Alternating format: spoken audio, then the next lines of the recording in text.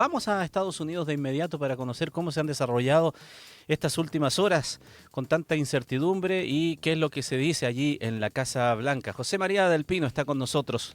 Gusto de saludarte, José Hola María. Ramón. Qué intenso todo, ¿no? Oh, es realmente una locura porque nosotros ahora deberíamos estar hablando de la represalia de Irán contra Estados Unidos en otros tiempos que no corren a la velocidad de los de hoy. Pero la verdad es que ayer fue como un año, porque vino la represalia y vino el alto al fuego, y todo en cuestión de 3 horas. Me permito hacer una crónica inicial para entregarle contexto a quienes nos escuchan. Donald Trump anuncia una tregua que iba a comenzar 6 horas después de su tweet, a las 12 de la noche. Pero pone en una parte que ambos países pueden finalizar sus operaciones en curso.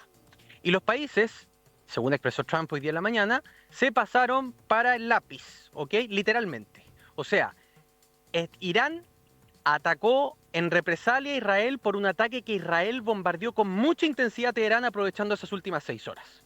Y eso hizo entonces entrar a la primera fase de alto al fuego a las 12 de la noche, que es cuando tienen que venir las 12 horas de abstención de Irán y luego las 12 horas de abstención de Israel. Hizo entrar este alto al fuego amarrado con alambrito, en buen chileno, es decir, muy, muy débil. ¿Y qué ocurrió durante la madrugada? Un misil iraní cayó en Israel.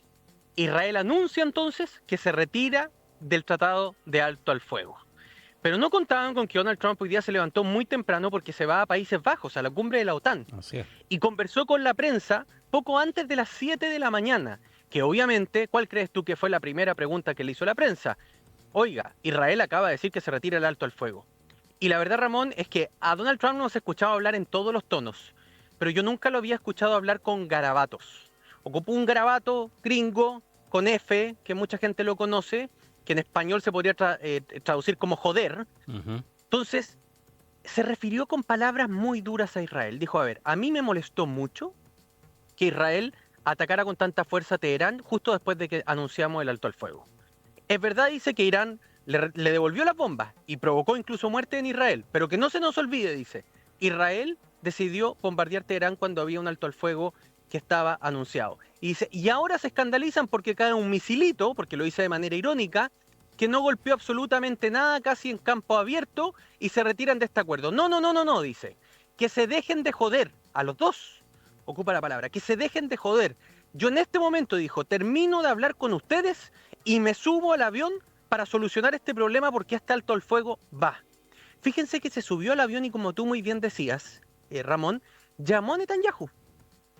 Y después a los 15 minutos vuelve a tuitear. Y se da el gusto de decir, no solo Israel va a devolver sus aviones y no va a atacar a Irán, sino que van a hacer en el aire una formación en señal de paz.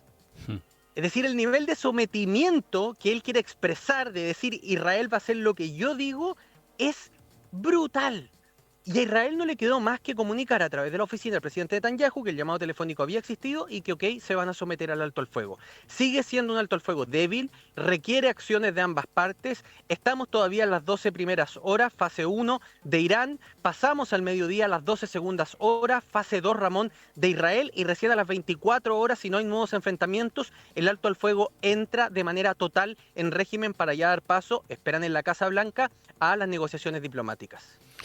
Qué vertiginoso todo esto, ¿no? Y qué curioso, estamos asistiendo a una cuestión en tiempo real que realmente no habíamos visto nunca. Y a ver, rayas para la suma, José María. Efectivamente, entonces, la llave de, no sé si la paz, pero por lo menos el término de las, de las acciones bélicas por este momento la tiene necesariamente Donald Trump. Evidentemente, mira, pensémonos ahora en diplomacia transaccional. ¿Qué necesita Israel? Que Estados Unidos se mantenga a su lado. ¿Por qué? Porque sigue con una guerra activa con Hamas en Palestina y Trump ha tomado un rol protagónico en eso. Es su principal aliado de Occidente, requiere armamento porque desgastó muchísimo a nivel armamentístico su conflicto con Irán, ¿no es cierto? Fueron muchos bombardeos a distancia, por tanto, Israel necesita estar en buena con Estados Unidos y Trump lo sabe. Pero por su parte, Irán, lo hemos hablado, lo hablamos en Tele 13, en nuestro canal de televisión, ¿no es cierto? Y lo hemos hablado también aquí en la radio. Irán tiene un líder que estaba debilitado, el Khamenei, que tiene una crisis económica interna, que tiene oposición interna, que le han debilitado su ejército y que ni siquiera es capaz de controlar su espacio aéreo. Para el Khamenei, la opción del alto al fuego y buscar una salida diplomática es de subsistencia, y Trump lo sabe. ¿Qué dice Trump hoy día en la mañana en la conferencia de prensa ahí al pasar rumbo al helicóptero? Dice, le preguntan, presidente Trump, ¿usted sigue creyendo que debe haber un cambio de régimen en Irán? Y miren el gesto que hace Trump. Dice, no, yo no creo que tiene que haber un cambio de régimen. Es decir, ¿qué gana Irán haciéndole caso a Trump? Fortalecer el liderazgo del autócrata, el teócrata que gobierna el régimen iraní. ¿Cómo lo van a hacer? Negociando con Estados Unidos para levantar seguramente algunas de las sanciones económicas, revitalizar la economía interna, que el régimen pueda volver a gobernar tranquilamente Irán, y van a tener que concederle a Estados Unidos aquellas cosas que a Estados Unidos le molestaban. La influencia geopolítica de Irán, sus lazos con Venezuela, con Bolivia, que están muy cerca de Estados Unidos, sus lazos con Hezbollah, con Hamas, ¿no es cierto? Y también no volver a proliferar su programa nuclear. Pero para el Khamenei, esta salida que le ofrece Trump es subsistencial. Entonces, ambos le deben algo a Trump. Ambos tienen un interés con Donald Trump. Por eso que Trump se siente tan poderoso para hacer las cosas que ha hecho. Y por eso creo yo, y esta ya es mi opinión, Ramón, creo que a Donald Trump este alto al fuego le va a resultar. Bueno, y hasta aquí los hechos lo demuestran así, incluso en lo frágil que parecía, que parece todavía sigue siendo este alto al fuego en sus primeras horas, pero él rápidamente lo corrige. Ahora, esto es batalla también comunicacional y como bien dices tú, ¿qué le sirve a Irán de todo esto si uno desde afuera lo ve solamente como una derrota? Pero escuchaba al ministro de Defensa de Irán señalando que el alto al fuego, hablándole a su gente obviamente, era una victoria y un fracaso para Israel. O sea, depende de cómo lo vea cada uno, ¿no? Y depende de cómo lo interprete de acuerdo a los intereses que tiene cada uno de las partes involucradas. Y el problema comunicacional inicial anoche, a propósito de lo que tú estás trayendo a conversación, que es muy interesante, fue que cada país quería comunicar esto con su interés propio. Entonces, Trump anuncia esto y lo anuncia con una grandilocuencia donde le deja re poco espacio a Israel y a Irán para venderle a su propia gente cualidades positivas de este alto al fuego, ¿no es cierto? Después, Israel agacha el moño y dice, ok, no vamos a decir nada. Se mantuvieron en silencio por horas y horas y horas, Ramón. Nosotros anoche salimos en vivo del Central, Israel todavía no hablaba. O Claro. sea, no, 4 horas después no había ninguna reacción de Israel, silencio absoluto.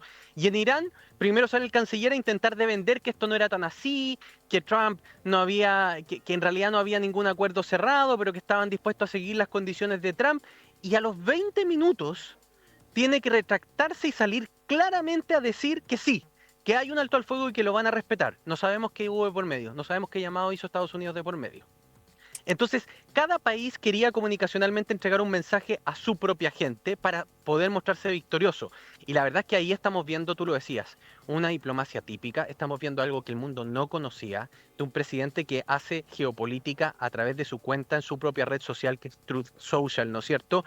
Y que deja re poco espacio para que los países que están involucrados en conflictos con él puedan salir victoriosos internamente. O sea, a Trump le interesa más el mensaje que él le entrega a su propia gente aquí en Estados Unidos que dejarle Mm. espacio al otro para que pueda vender esta idea entre su propia gente y ganar adhesión.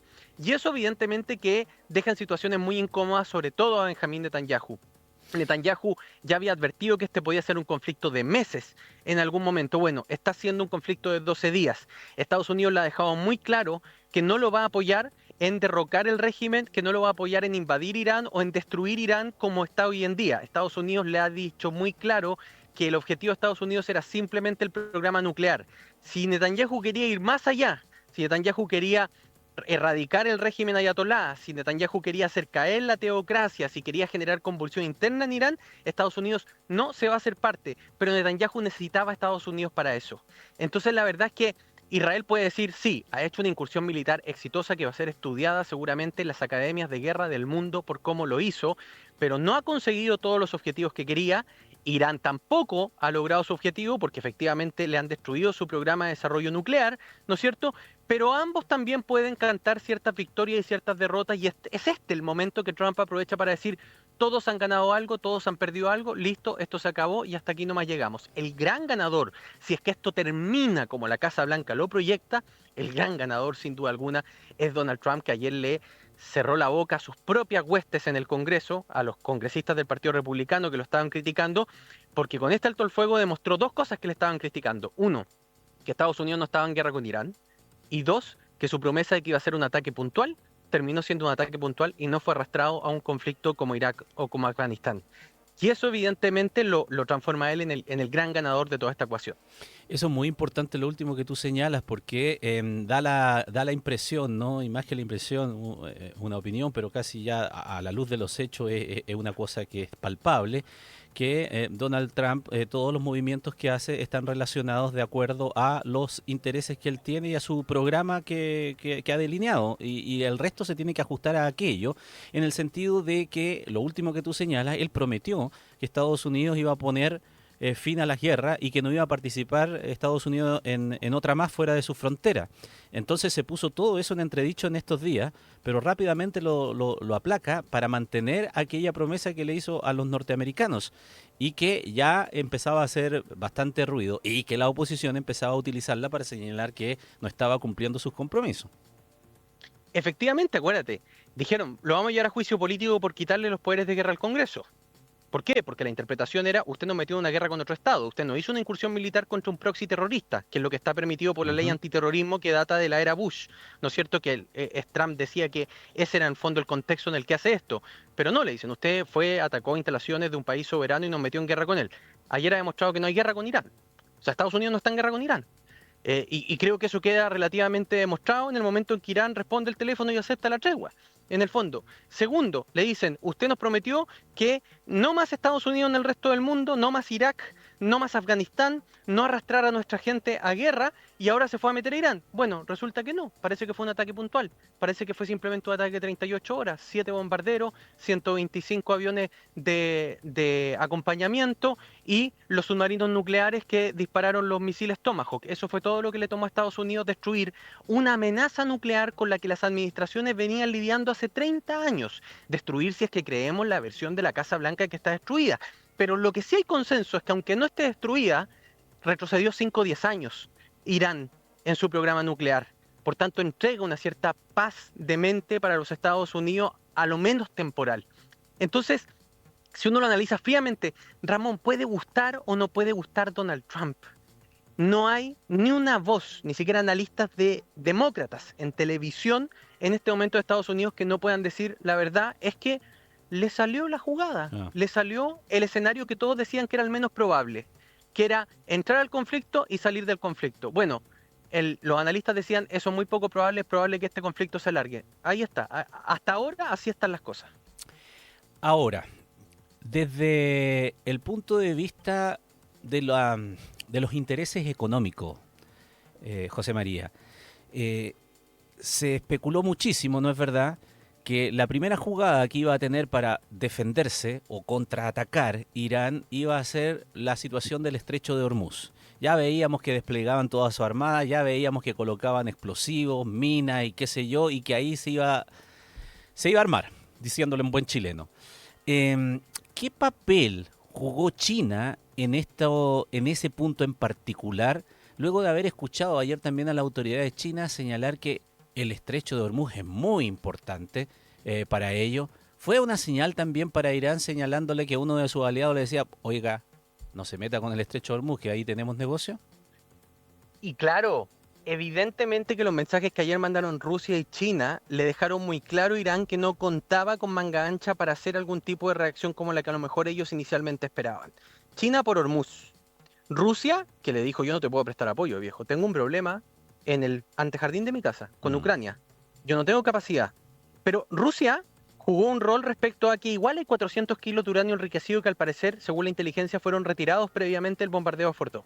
Por tanto, Irán se quedó con uranio enriquecido. Rusia habría ofrecido resguardar ese uranio. Como Estados Unidos y Rusia tienen un juego de suma cero a nivel nuclear, es decir, ambos países tienen la capacidad de destruir al otro, ahí no existe desequilibrio, por lo tanto Estados Unidos no tuvo problema en que Rusia pueda guardar ese uranio enriquecido, porque existe ese juego de suma cero y si está en las manos de los rusos. Y en el caso de China es comercial. China le compra el 80% del petróleo, 80.000 millones de dólares de petróleo le compra China a Irán. Es casi el único ingreso económico que tiene Irán. Y además, parte del petróleo que va hacia China desde otros orígenes pasa a través de Hormuz. Así que China le dijo comercialmente, yo no te voy a apoyar esto. Yo puedo diplomáticamente apoyarte en la ONU, pero recordemos que la estrategia diplomática de China no es belicista, es comercial y cultural. La influencia china es por el dinero y la cultura, no es por las armas. Es muy raro que veamos a China involucrado en un conflicto armado. Tienen ejército y tienen un buen ejército por un tema disuasivo, porque entienden que es necesario. En ese sentido son más bien parecidos a Chile, pero no son agresores, no se involucran activamente en conflictos bélicos. Así que evidentemente que Irán sintió que estaba solo, el Khamenei sintió que está además débil internamente, y la salida que le ofrece Donald Trump de decirle te levanto sanciones económicas, tú puedes volver a regir tu país con tranquilidad, parece ser el escenario menos malo para ellos.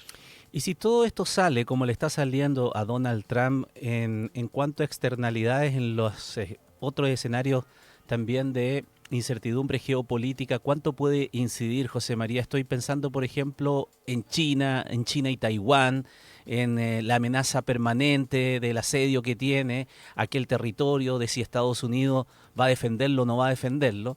Después de ver una posición como la de Trump, bueno, tal vez una señal también de China dice, a ver, este presidente parece que sí entraría en un conflicto, no como otras administraciones. Sí, sin duda, esa es otra dimensión del análisis. Donald Trump ha demostrado que puede apretar el botón. Un botón que muchos acá se atreven a aseverar que ni Biden, ni Obama, ni Bush hubiesen, en ese escenario y con ese nivel de riesgo, se hubiesen atrevido a hacer esa incursión militar en Irán. Esa es la verdad. Entonces Trump ha demostrado que está dispuesto a correr riesgo, que está dispuesto incluso a especular con posibles salidas a conflicto involucrando sus propias fuerzas. Y ese es un mensaje claro al mundo, es un mensaje claro a China, es un mensaje claro también a Ucrania y a Rusia. Y no te quepa la menor duda, Ramón, yo no tengo duda. La siguiente obsesión de Donald Trump, que fue al inicio de este gobierno, pero después pasaron cosas entre medio, va a ser terminar con la guerra en Ucrania. Va a ser avanzar hacia una solución con ese problema. Porque Donald Trump al final del día también busca el mérito propio, busca su propio reconocimiento. No se nos olvide que él ha dicho activamente que le encantaría que le entregaran el Premio Nobel de la Paz y que ya fue intermediario en desescalar el conflicto entre Pakistán e India hace tan solo un mes atrás. Así es, así es. Bueno, veremos qué es lo que sucede, veremos si se llega se concreta definitivamente este alto al fuego, se respeta por ambas partes, se desescala la tensión como se está viendo al menos en estos minutos. Pero una cosa es cierta igual, José María, ¿no? Para terminar. Una cosa es el cese de las hostilidades, una cosa es el cese del fuego, una tregua, que dejen de hablar los misiles por un rato, no sé por cuánto tiempo, y otra cosa distinta es la paz. Es muy distinta y ahí parte la segunda etapa, fundamental, la diplomacia. Me parece que hay espacio para que se retomen las rondas de negociación en Omán, que se habían dejado inconclusas una vez que Israel atacó a Irán. José María, muchísimas gracias, como siempre, un agrado conversar Que estén contigo, que muy estés muy bien. bien, chao. Igualmente, chao, chao.